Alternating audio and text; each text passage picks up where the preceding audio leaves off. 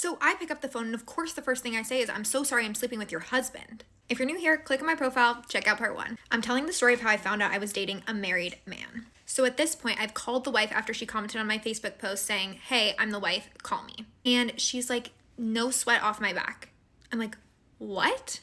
And she proceeds to tell me the craziest story I've ever heard in my entire life. Here's the thing though.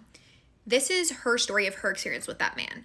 And I recognize that's not necessarily my story to tell, so I'm going to be very conscientious of the details I choose to include, and I would ask that you please respect that. She goes on to tell me that he's cheated on her hundreds of times with at least 20 different women. They still live in the same house, which is, my intuition was right, but in separate bedrooms, and they're not together, they're technically separated. I asked why they weren't divorced yet, and she said he doesn't want to get divorced. Guess what? She knew about me.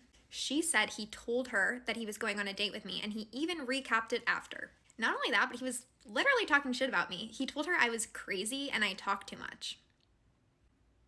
Arguably true, but screw you. But she also told me in that week that we had gone on our first 2 dates, he had also slept with 3 other women. For the last 8 years, he's been sleeping with one woman in particular, which is actually what his job in Arlington was. And they first started sleeping together when she was 19 years old, and he would sneak into her parents' house to hook up with her. He's incredibly abusive, controlling, manipulative. In all seriousness, I cannot recommend strongly enough to stay away from this man because he is very convincing, and even I was swindled. And let me tell you, in this moment, I felt so naive. I was really hard on myself. I felt really guilty and really dumb. How could I let myself be in that position? And honestly, really scared. Like, I was in a room with this man in private, and now hearing that he has done all of these things, like, I put myself